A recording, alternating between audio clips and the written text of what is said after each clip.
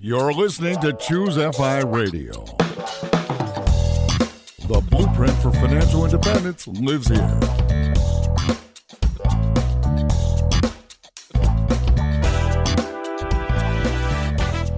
If you're looking to unlock the secrets to financial independence and early retirement, you're in the right place. Stay tuned and join a community of like-minded people who are getting off the hamster wheel and taking control of their lives in the pursuit of financial independence. ChooseFI, your home for financial independence online.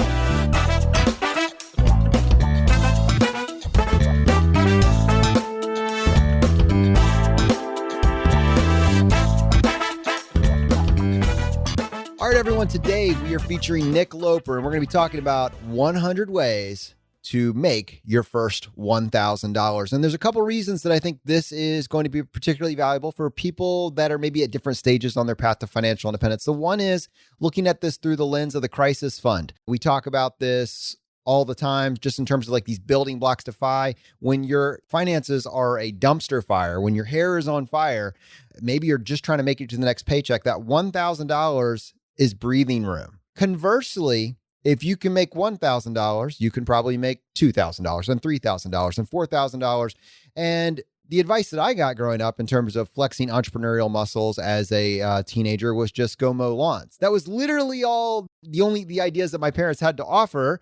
And I just didn't want to do that. So I didn't do anything. Sometimes we just need to realize how many ideas are out there and find one that excites us. So today we're going to start this conversation. And to help me with this, I have my co-host Brad here with me today. How you doing, buddy? Hey, Jonathan, I'm doing quite well. Yeah, this should be a really fun interview. It's actually been, would you believe it's been almost 3 years since we've had Nick on the show? That can't be right. Is that right? Yeah, episode 101. Wow. Way back when, finding your side hustle idea. So yeah, Nick is the host of the Side Hustle Show. And as you kind of alluded to there, he just recently put out this book, $1,000 or 1K, 100 Ways. And I was going through this, and it's such a great creative exercise for those of us who might not be all that creative, and just we want to start a side hustle. And okay, we kind of get stopped there. But this is just literally, it's 100 chapters. It's 100 chapters of 100 different side hustles. And I think it's fantastic. I was going through this just excitedly jotting down like, oh man, I've never even heard of that. Like I started doing research even while reading Nick's book. So yeah, as you can tell, I'm very excited about this. So Nick, with that, welcome back to ChooseFI. Oh my gosh, guys, thanks for having me. Episode 101, that was a while ago. Well, maybe this is 102, 103, 104. I don't know. We're gonna build on that concept. There's a lot of people that like the idea of entrepreneurship, but I think sometimes they're like, well, I'm waiting for that one lightning bolt idea to strike. I'm waiting for inspiration to hit while I'm sleeping at night. And some people may not appreciate that you don't have to think of something new. You just have to find something that interests you. So I'd love, you can riff off that, but also what was your inspiration for putting this together? Yeah, that's actually one of the common threads from the book is that, and not a knock on any of the entrepreneurs featured, but it's not necessarily this never before seen, super innovative business idea that got them going. It was like, oh, somebody else was doing this. This was a pain point of mine. It wasn't going into the, what do they call it, the blue ocean or something. Like in a way that's kind of risky. And so a lot of these were targeting pains and problems that people were either already spending money on, like, oh, okay, I could throw my hat in the ring over there. I can do something different, better, serve a slightly different audience. So maybe a less risky path to navigate the entrepreneurial waters there. But inspiration for me, I first registered this domain, 1K100ways.com, in early 2015. This has been this book project that just wouldn't die. Like it was an idea that just wouldn't die in my mind. And even though there was always something else that kind of got prioritized ahead of it, lots of other projects, we've had a couple kids like in between then and now. It finally started to take hold towards the end of last summer, trying to solicit ideas from the Side Hustle Nation community and say like, okay, how can I showcase you? How can I showcase the work that this incredible community is doing and do it in a way that is kind of like choose your own adventure, kind of like parallel, asking the same questions over and over again. So from that way, it's a little bit formulaic as you page through, but that way you can kind of compare apples to apples. Well, how did they get their first customers? How did they get their first customers? Stuff like that. It's kind of the origin story there.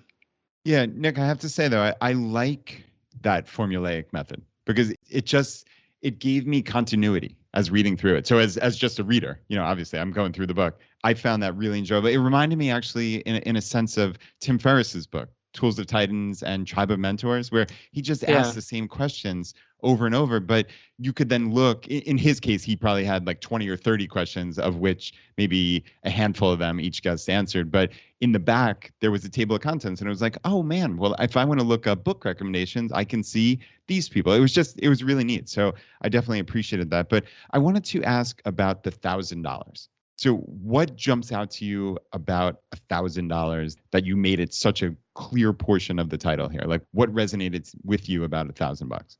Well, you guys harp on this all the time, and it's this, the S hits the fan fund. It's this emergency fund. It's like this bare bones minimum savings just to have a little bit of breathing room. And you guys know the stats probably better than me. Like 2/3 of families don't have $1,000 in a savings account. 4 out of 5 families are living paycheck to paycheck. And that, number one, like that stresses me out. And number two, it doesn't have to be that way. And that's a very fragile way to live, right? You're one unexpected car repair, you're one unexpected layoff, you're one global pandemic away from all of a sudden, incurring more debt. And it seems very fragile. So the book in that sense is trying to build a little bit of margin into your life, thinking about, okay, what's my, you guys have called it savings rate. What's your personal profitability at the end of the day, right? Out of every dollar that you bring in, well, how much actually goes to your bottom line? How much do you get to save? And there's only realistically so much you can cut. So then you have to turn to the revenue side of the equation. Well, what can I do to earn more? And that's been the whole concept of the Side Hustle Show for the last 8 years. It's like, well, I can go and earn extra money outside of my day job, and maybe that provides that extra margin, maybe that provides that savings cushion, and maybe that becomes the vehicle that lets me quit my job down the road. So you actually set this up perfectly. I think you are uniquely positioned after 8 years, going into a decade, to be the person to put this together. And I wanted to give our audience just a little bit of sense for why that statement is true. And you referenced the amount of time that you've been focusing on the Side Hustle Show, but maybe you could speak to the number of episodes you've done, how many different types of businesses, how many businesses or entrepreneurs you featured over the year, and then the different types of categories that those businesses, fall into. Because I think people generally even have trouble. We think about entrepreneurship as this big umbrella term, but we don't realize how many different places that we can go inside that umbrella. Yeah, I tend to think of the big 3 business models, which you can kind of categorize almost every company in the world under one of these 3. That's selling a product, selling a service, or this more nebulous audience-based business, which is kind of the realm that you and I play in, where you can monetize with ads, you can monetize with affiliate stuff, and you can monetize with your own products and services because you got people paying attention to you. So the book is somewhat similar in that it's broken down into local services. How can we find some cash flowing in our own hometown, get some of that flowing towards us? Freelancing, which is more focused on, service-based business, but kind of like targeting a global audience, potentially an online audience. It doesn't have to be just down the street, because I get that feedback. Well, I'm in a small town. Like, okay, fair enough. Like, there's a whole world out there. Or I'm in some other country. Like, okay, there's this whole world out there. And the internet will bring us together in a lot of ways. The next chapter is one that there's a lot of Side Hustle Show episodes around, and that's this online business model. The blogging-based businesses, the YouTube-based businesses, the growing a podcast-based businesses. One of my favorite ones in there was a podcast and newsletter called This Week in Craft Beer, which is targeting the UK craft brewing market and, monetizing with advertising from suppliers there. I was like, this is crazy. A couple guys, they're into craft beer, figured out a way to serve that community and put some content together in that space. And then the final section is on e-commerce and physical products, which is something that a lot of side hustlers get started with in the world of selling on eBay, selling on Facebook Marketplace, selling on Craigslist, that kind of thing, and scaling all the way up to, in some cases, some pretty serious e-commerce brands. Nick, quick question. So, we're obviously talking about the big 3 and the different categories here. Is there like an on-ramp for a lot of people? Like, building an audience-based business, I assume for many people, unless there's lightning in a bottle or some such, that's possibly going to take months or years. Like, if somebody wanted to make $1,000 3 months from now, would you recommend? I almost hate to ask the question because, there's this whole list of amazing things. But is there an on-ramp for people who have never been entrepreneurial before? Yeah, what we see as kind of the common you call them the gateway drugs into entrepreneurship, would be this decluttering your garage or attic, like getting a taste of selling stuff on eBay, on Facebook Marketplace, right? Number one, you clear stuff out of your house. It's probably just collecting dust. And you say, okay, I had a taste of that. I can go to yard sales. I can go to garage sales. There was a woman in the book doing eBay consignment, which I thought was fascinating. And she narrowed it down to she called them like fashion dolls, which I didn't know was a thing, but apparently a big market for them on eBay. And so she has no inventory risk. She just takes a percentage of everything that she sells, and she's built up a name for herself inside this community. So definitely the, eBay, like the buy low, sell high kind of flipping model is definitely one of the popular ones. And then the other one I would say is just freelancing. And you can consider this either local, the mowing lawns example. There's the gutter cleaning example, the pooper scooper example, the mobile car detailing example, like lots of stuff you can do locally. I would consider that kind of a local freelance type of operation too. Or going online. You see lots of examples in the freelance writing space. I'll help you with your resume. I'll design this book cover for you. I'll help you with your social media graphics. See lots of kind of space, like these little toe dips where really you only need just one client, and all of a sudden you're in business. Like you got a taste, you can figure out, is this something that I like doing? Is this worth the time? And if you really, are serious about it, like how can you build in some margin into that, where maybe you go find a subcontractor to go do the work. Like it becomes not necessarily about you doing it. Because we had some guests on the show recently doing a cleaning business where out of 800 cleaning jobs, they said they had to go out and do 3 themselves because they're like, well, we were double booked or whatever. But it was cool because they set it up where it was never really about them doing the work. It was about them, being the better marketers and administrators. I'm sure when you put this call out to your community, you've been listening or participating in the Side Hustle Nation for going on, 8 years now. What resonated with you? What did you take action on? What did you do? I'm sure you were overwhelmed with input, millions of downloads, over 40,000 people at the point, in the Side Hustle Nation Facebook group. How did you filter these? I would imagine that when you're encouraging someone, 100 ways, $1,000, 100 ways. When you're encouraging someone to take action, you're not necessarily suggesting something that's going to take $50,000 of input. What sort of filter did you use for which ideas to cover in this book? Yeah, so the way that I solicited responses was primarily through the email list. And, within the first couple of weeks, I probably had 150, 200 responses. Like, oh, this is going to be golden. I'm going to have my pick. I went through and color coded them, kind of like traffic light method. Green is good. Yellow is like, maybe there's something here. And red is like, I'm going to put you on a different tab of this Google sheet. But in going through, like after the end of that, like I probably only had 80 greens, and there was a heavy bias towards like low startup costs, something relatable, something repeatable, or something that was like, I legit never heard of that before. Like, okay, that's definitely creative. Like, let's throw that in there. But I promised 100 ways. So it was like, after that, it was kind of this more tedious process of trying to do some direct solicitation, like, hey, I know you have a cool story. Would you mind filling out this form? Or going back to some of those people that I'd highlighted in yellow, could you expand on that? Because that was one of the other challenges. Some people gave you, this whole essay of a response, like super detailed, and other people gave you 150 words. And I get it. Like it takes time to fill this thing out, but it's like, okay, I need a little more meat here because it does sound interesting. So going back to those to fill out that full list. Yeah, Nick, I hear you, man. Obviously, you don't want to under-deliver after you overpromise, right? Like, here's 82 and a half ways, when you said 100, right? Were there any that you had in the back of your mind that over the years of you obviously being in this side hustle world that you wanted to like explicitly include, but that maybe people didn't include? Did you reach out to them? Did you know people? Like, I guess what I'm asking ultimately is like, were there very concrete ones that you knew had to be included in the book? Yeah, there's definitely some Side Hustle Show guests who I knew wanted to be in there or knew I wanted to be in there. And then there were other people who took inspiration from the show and started their business. So I thought that would be really cool to include as well. And I often don't know those people. It's kind of like, in podcasting, the silent majority, people who are tuning in, they're paying attention, they're taking action, but you don't necessarily hear from them. So it's cool to feature some of them. I think the pet waste removal was one of those because we did an episode on that a couple of years ago. He took action on it, and he sent me a note recently like, oh, that became my full-time thing. It's like, wow. Awesome, way to take action on that. The other, I'm trying to think of other crazy stories. Like one guy that I knew I wanted to include was the portable hot tub rental guy. This is a high school history teacher out of New York, Steve Nadramia, who now has a fleet of, I want to say, 30 of these portable hot tubs.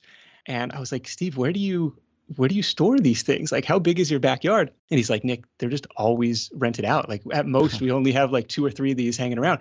I was like, this is pretty cool, and it's just an unconventional. I mean, I think of, rentals in terms of real estate, and like the 1% rule would be like a pretty good, rental rate, rate of return. And he's like, well, my break even is quite a bit faster than you'd look at on traditional real estate, and you can finance these things in different ways. It was a very creative business model. So he definitely one example that I wanted to include. Somewhat simple businesses or skills that you could learn relatively quickly.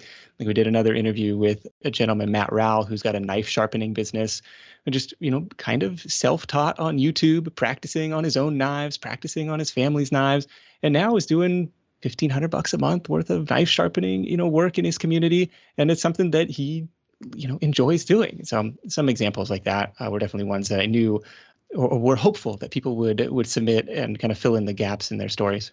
Yeah, Nick, that's so funny because literally the hot tub rental was the one that jumped out to me. I actually just like 20 minutes before we jumped on, I went to the guy's website because it's nice. Long Island Hot Tub Rentals, which is where I'm from originally. So I'm like, man, I got to check this out. Like, I didn't know if it were, I couldn't imagine how this guy's moving 5,000-pound hot tubs if they're, traditional hot tubs. But it's interesting to see people, because that entire category, I think there was water slides and bounce houses. Like you said, there were kayaks.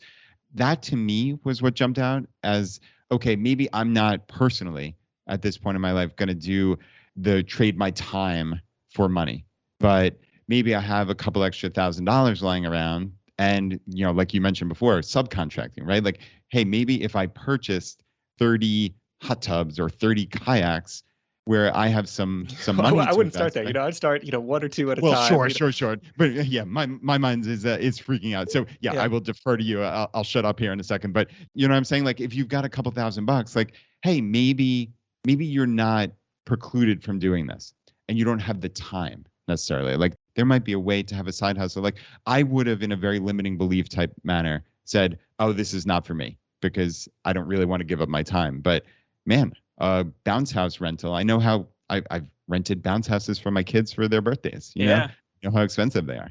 Yeah, you start looking around. Well, somebody's making money off that transaction, and there's especially in the bounce house world, there's some liability involved.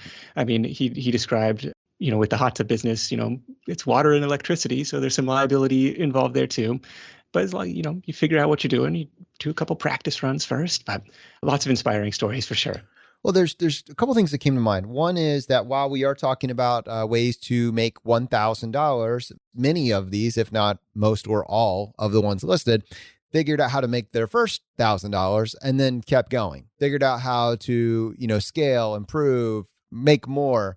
And then the other one that I wanted to point out was also, I think some people see somebody that's doing something, has this great, phenomenal idea and then say, well, it's already done. But the thing that I thought was so valuable is that you put so much emphasis on, and started out the book, frankly, with local services, which means it's wide open. There's probably nobody in your state, in your city, in your zip code that is doing this exact idea. And so, or all of these ideas. So, having some inspiration like this and then realizing, okay, someone somewhere is doing it, but it could be eminently replicated in my local area. And you know what? There's probably, even if there is one down the street, there's probably room for another. It's probably not a saturated market. I'd love your thoughts on that.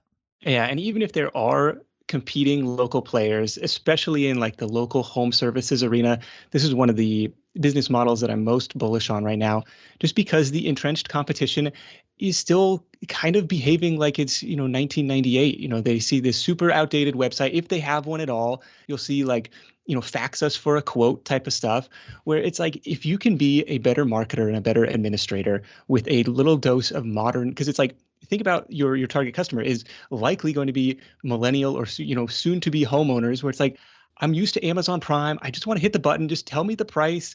Like, make it easy for me. Like, I don't want to call around, like asking for quotes for a bunch of stuff. We're dealing with this now with like moving services. It's like, this is I mean, there's so many different options, like, oh, we'll drop off the pods, but they might not show up on this day. Or you could hire this truck, but it's 10 grand. And it's like, I don't know. I just want like the modern easy button solution.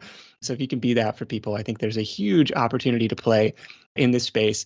And I don't know if you guys have had Nick Huber on the show, but he runs the Sweaty Startup. And this is a fantastic resource for all things like local business operations, hiring, firing, growth, marketing, like a really intelligent dude in that space and worth paying attention to.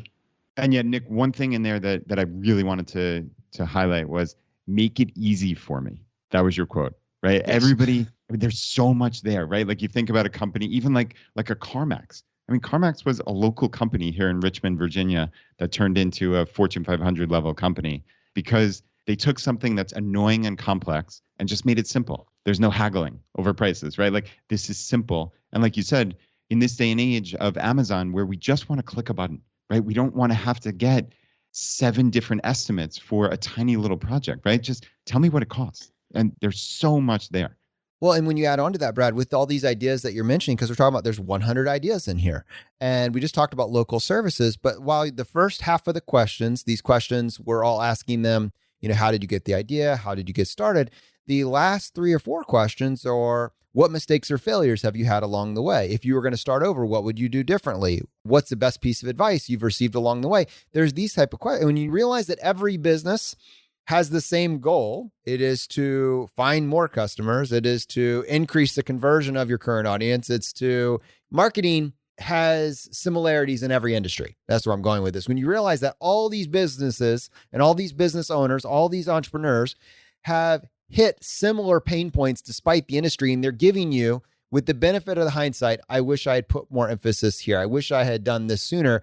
When you realize that, it's that yes, you pick one idea, but then you get to learn from 100 entrepreneurs at varying points on their journey that are saying, here's the advice I wish someone had given me sooner. And if applicable, you take that and you apply that. And to your point, Nick, that's giving us the opportunity to take maybe an industry that's left in the 1980s or 90s and scale it to today, because they're giving you tips on how they were able to get 100 reviews from their local area, how they were able to market aggressively in a space that hadn't had this before. And you get to pull all of that from these different industries into the one that maybe you decided to roll with. Exactly. Yeah. Hey, this is Andrew from the ChooseFI team. Hope you're enjoying the interview. We're going to get right back to it right after these quick messages.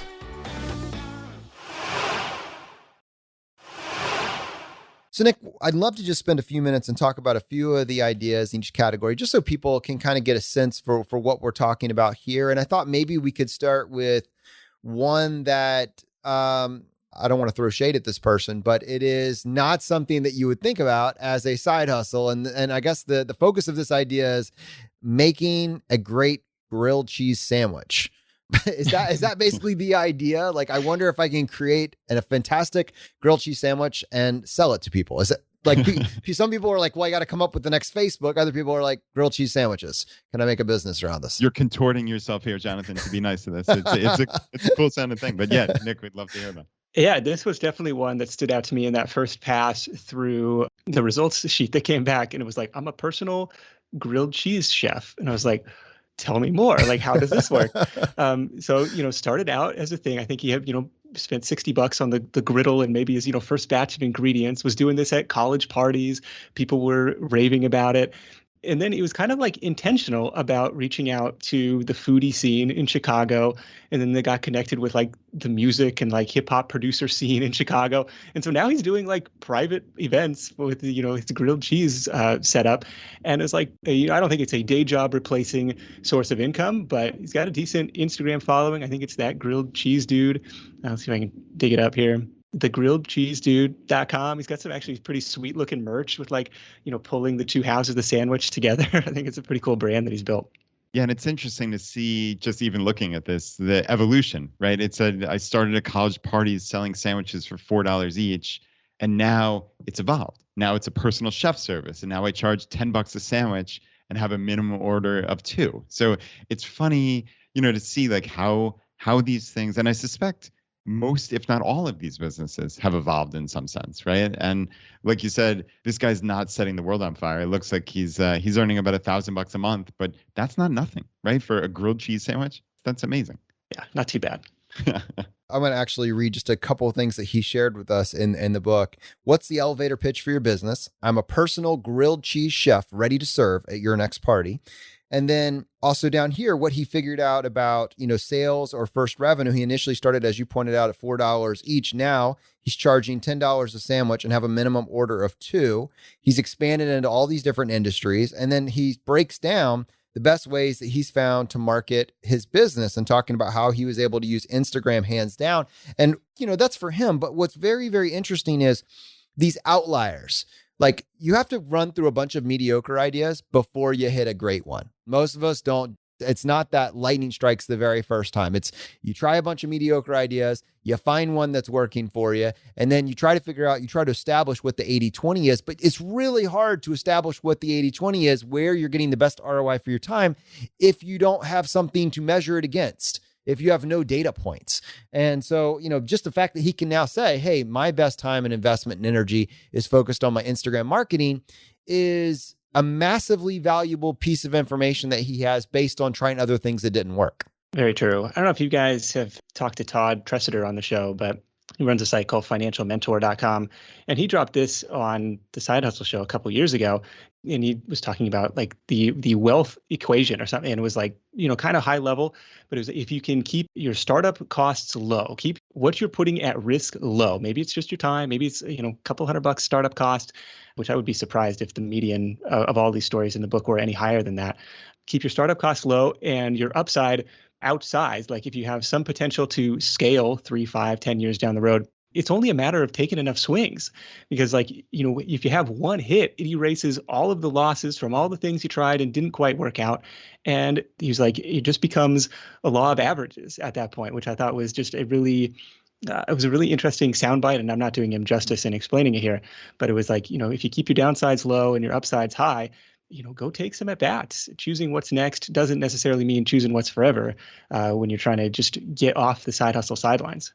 Yeah, that's an interesting way of looking at it, right? So if you started 20 businesses that the startup costs were only $500 each, that's 10 grand, right? If even one of those 20 were successful, almost undoubtedly you're going to make more than 10 grand from that. So that's a cool rethink. Whereas most people are like, oh, it's all the eggs in one basket, or I'm a failure, quote unquote, if the first and second don't succeed. But if you reframe the conversation, that's actually, especially with little to no downside, I really like that, Nick, a lot. And not just the downside, Brad, and I know you've mentioned this in the past, but the skills that you're actually picking up along the way, the 10 grand that you're making in profit or in revenue is really just an excuse for you to learn, without having to go back to college, the art of entrepreneurship, the art of business, the art of business management. I'm interested, Nick, as you were looking at these, if anything stood out to you in terms of their ability to shift from something that's initially time for money, the time for money equation that Brad was referencing earlier, to something that's more of a business and can scale beyond maybe a 40-hour work week. One example that was kind of interesting was a guest on the show, Monisha Misra, who runs Boards by Mo, charcuterie board business out of Boston. As a side hustle, she's, I think, at HubSpot by day, but running this nights and weekends. And it started out just, again, Instagram marketing. I'll deliver these things to your door. But what happened in response, because her account started growing, she started getting like these corporate requests, like, could you do like a workshop, like where you teach, because this was like during COVID, could you do like a virtual workshop for our team building, type of thing, and it was like, sure, so we'll turn the camera on, we'll do these like video broadcast things.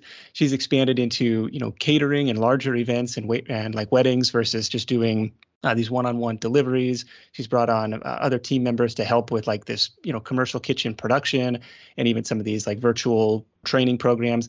And then because she's had success in running this business, she's had lots of people, how do I do what you did in my town, right? And so now she's teaching classes on how to run your own charcuterie board business. So it's very interesting how that thing evolved from having one friend being like, I need you to deliver this to my grandma's house or to my mom's house for Mother's Day, and I will pay you because I want to be your first customer, from that all the way up to, the operation that she has today. No, that's interesting, because in order to scale, I think a lot of people think, oh, I have to franchise or something, or I've got to get someone on the ground in every city. But in this case, it's just teaching in an online course how you can do this in your town or city. That's again, I keep using this word. I'm sorry to sound like a broken record, but like a rethink. It's just a rethink for me on, wow, I would have had this preconceived notion, but that's just a cool way to solve a problem. And so an idea that was initially, how do I make that first $1,000? I mean, it looks like in her case, she is now making over $16,000 a month. And again, it was that initial, how do I make that first $1,000? And you've captured that. We've captured that journey. We understand what that is. And understanding that the goal is not for you to necessarily make $1,000 and then be done.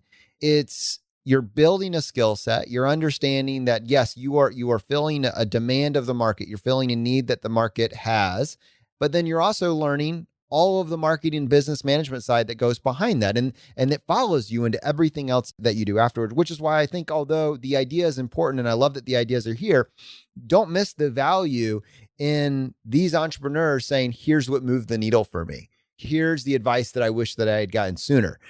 They're all interconnected. It's all interrelated.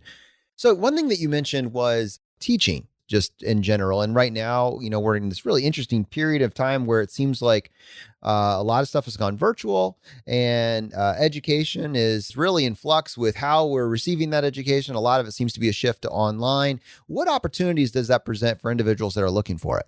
So there's naturally there's this online course model that we just talked about, but there's also this, targeting a different audience, because the online courses are often, they're aimed at other adults, for lack of a better term, although sometimes I still feel not super adulting. But there's an interesting platform called OutSchool, which started, I want to say 4 or 5 years ago, really targeting the homeschool market. And then, of course, in 2020, they just blew up, and all of a sudden, everybody was on OutSchool, and it's become this, this entity into itself. One interesting example was I had a woman on the podcast, Jade Wetherington, out of Atlanta, and she was teaching the 5-paragraph essay, principles of the 5-paragraph essay or something, on this class. And she had one person show up for, the very first one that she put up there. But that one person happened to, be the kid of a dad who ran some homeschool co-op. So he told everybody else. And so the next 20 kids that were in the class, one of them just happened to be this, mommy blogger's daughter or something. And so, now she got written about on this blog for teaching this cool class, getting kids interested and better about writing, where it was, it was a really inspiring story, because all of a sudden, instead of doing one-on-one tutoring, now you have a chance to do one-to-many, right? Where you could take 5, 10, 15 kids at a time. You can run these classes on your own schedule. You could, I think they have a pre-recorded option where, it's just on demand. But then what was interesting was, she had parents reaching out and say, well, thanks so much for the class. What's next? And she's like, well, okay, well, we'll make a part 2. Apparently there's demand for this. We'll do, advanced 5-paragraph essay or something like that. And she's really expanded her kind of class offering. And she was doing $10,000 a month on this platform, which was being able to work from home. It was really inspiring to hear. And on top of that, making a positive impact in these kids' lives too, during a time where learning was definitely challenging for a lot of kids. So she's using the OutSchool platform. And in this case, just because I'm not familiar with it, she is actually virtually, but in a live setting, teaching these kids the various content, the how to write the 5-paragraph essay in the case that you just mentioned. Yeah, I think it was here, this is the time of the class. It's going to be a 4-week session, or if you really want the intensive version, we can cram it all into one afternoon. But it's kind of like signing your kid up for swim lessons. Here, show up at this time every week. We'll teach your kid how to swim. Show up at this time every week. I'll show them how to do the 5-paragraph essay. And I can, because it's a virtual thing, I can do it remotely. And she's done really well with that. She's bringing on now extra teachers to kind of teach under her brand. She's expanded into kind of workbooks and digital products of her own to kind of, again, remove, a lot of these start with hours for dollars, right? And it's I don't want to start this side hustle because it's, I'm still trading time for money. I might as well just deliver pizzas or go drive for Uber. But there's this, there's opportunities become visible once you're already in motion, which was something that was said to me on the podcast probably in 2014.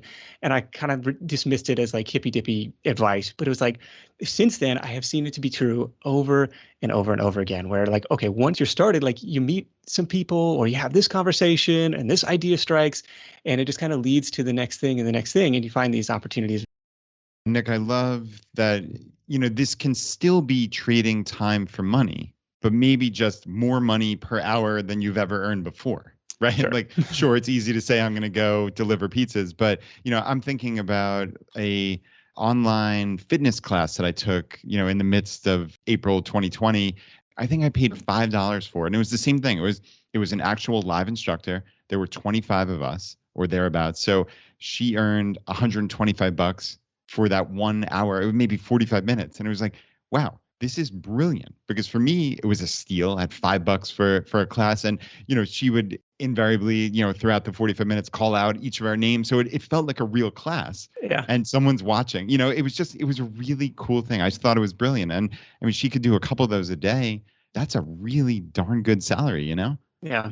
There's so much variety in the way that you space these out between the local services and the freelancing, the online business, the e-commerce, and the physical products. So the book can go in a lot of different directions.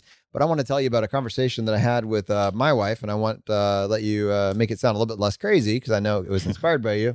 We were talking about how my son Zachary could, start a side hustle in the neighborhood, and I think Danny mentioned something about mowing lawns at some point. And I was like, well, he could start a pooper scooper business. That's actually incredibly profitable from what I'm hearing, and nobody's targeting it. I know there's demand. And she kind of grimaced at me and was like, oh no. No. But I let it roll off, but it's still sitting on my shoulder because I know that this is one that when you heard, you're like, I have to include this in the book. And I want you to have a chance to tell us a little bit more about that now, just because let's not. It's coming for Zachy. It's coming.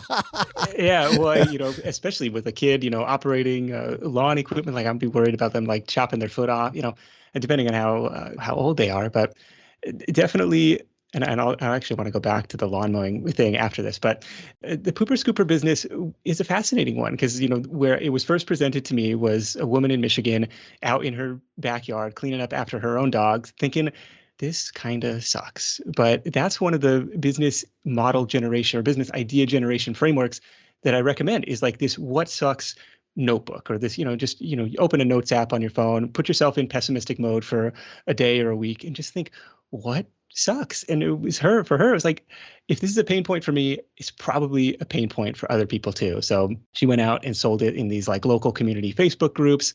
She had an attention-getting picture of a dog taking a dump, and it got clicked on. And it was like set up a meeting or do rates and quotes or something. And actually, it was based on number of dogs and the size of the yard and stuff like that. Where actually the pressure washing example in the book, he was getting to the point where he was like, just Google Maps and like, I don't even have to drive to this house. I can quote somebody just like, by Google Street Viewing, what their house, okay, it looks like it's about that size, which I thought was, that was a cool time-saving hack too. But the pooper scooper business, what is cool about it is, as long as that dog is still around, as long as that customer is still like happy with your service, it's recurring weekly revenue. And so she had this all mapped out, whereas there's, along the route where you can knock it out in a half a day on Saturday in some cases. Like I don't know, I'm inspired by that just because like recurring revenue, obviously not the most glamorous work, which probably means there's not a ton of established competition and just, relatively simple and straightforward to get done. And the woman from the podcast, she's going all out. Like she's got, trying to get like bright pink trucks. Like she's going all in on the branding, like banners at the dog park, bright pink, trying to make it a little more appealing than the brown like poop emoji or something. Like I could see it going a different way on the branding. So she's gone a little pinker. But I want to go back to the lawn mowing example. Bring it back, because this was a story actually that someone shared in the Side Hustle Nation Facebook group. He said, my kid was 16. He was going door to door trying to sell lawn mowing, and he's kind of getting discouraged. He's getting a lot of no's because he's competing against the homeowners themselves. They probably have a lawnmower in the garage. They're used to doing it themselves, or they already have like a service. Like it's a problem that they are used to having dealt with on a weekly basis anyways. Like, we figured out how to solve this. But he kind of changed up his tactic and was like, instead going door to door, and he's like, how about I offer lawn aeration services? So he's like, oh, okay, I'm starting to get a few more yeses. I think you got 4 or 5 families signed up in, an afternoon of doing this. So rolls up with dad to Home Depot, rents the lawn aeration machine, like didn't have to buy the equipment, rents it for, $150, but has sold $900 worth of work and goes out and knocks it out, on one Saturday afternoon. And I was like, that was really cool because you pre-sold it. You had no upfront risk and you didn't even have to buy the equipment. It was kind of a cool, almost like drop shipping for a service-based business. Two things come to mind as you were saying that. One is the way of getting in, right? It's a way of getting in. So when you're trying to get someone to use your service for the first time and you're asking them, can I mow your lawn? You're right. Exactly. The exact reasons that you just mentioned are all reasons that I would imagine that someone would get as a valid objection. But now you could imagine a scenario where they have aerated your yard, done a great job, and they give you their business card or their flyer about how they do additional services. And someone that might have been a no out the gate is now saying, you know what, I would like this person to actually pick this up. So you actually turn this into another form of recurring revenue. And then the other end of that is, like you said, lowering the risk, pre-selling your value. That's incredible.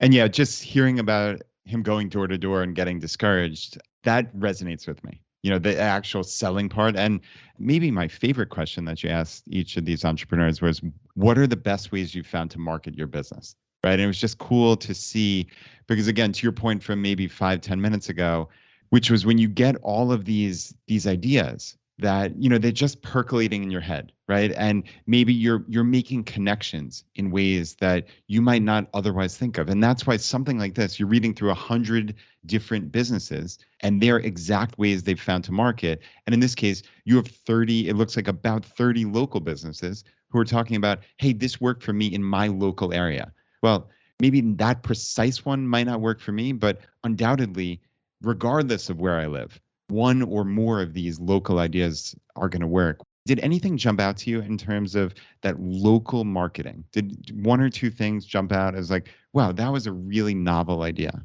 Yeah, you see a little bit of the door-to-door stuff, like go where your customers already are, kind of like marketing 101 stuff. You see a lot of tapping into pre-existing marketplaces, which is applicable not just for the local businesses, but you see that, for, Amazon and Etsy and YouTube and OutSchool, like all these other different online marketplaces. Like, how can I shrink the internet, right? Like to, these mini search engines where I have a chance to rank. But you see it in local in terms of Facebook Marketplace, in terms of Google My Business, in terms of TaskRabbit, just trying to get in front of customers where they already are. And then you see, we had an example who was doing like haunted history tours, where it was, I think, trying to find like with the local chamber of commerce, like becoming kind of a preferred partner, but also TripAdvisor local, like trying to, look at these somewhat local search engines. We've seen people doing business through Nextdoor, like becoming a recommended provider there and just, becoming a part of the local community. There was actually a woman who built this whole Facebook group and then local newsletter that she monetized with local business sponsorships on the back of this Facebook group, where it was like, you want to know what's going on in your town? Like, this is the place to be. And she's done really well with that too. So just trying to get in front of those people, trying to think, trying to put on your marketing hat a little bit, like who are my target customers already doing business with, which is something I would advise, for either local or online or any other business model. Where are they already spending money? Is there a way to form some sort of strategic partnership with them, especially if it's a complementary business, not necessarily a competing business? We've had people who are offering like SEO services, and they found a good strategic partner was like web design agencies. Like, hey, here's somebody who's already investing in their online presence, and they, have this nice website. They just need to get some more traffic. So it was a natural referral over there. I mean, probably same thing in the lawn care services, where maybe you do gutter cleaning or maybe you do pressure washing, but the lawn care service people don't do that. And so maybe they make a good strategic referral partner for you.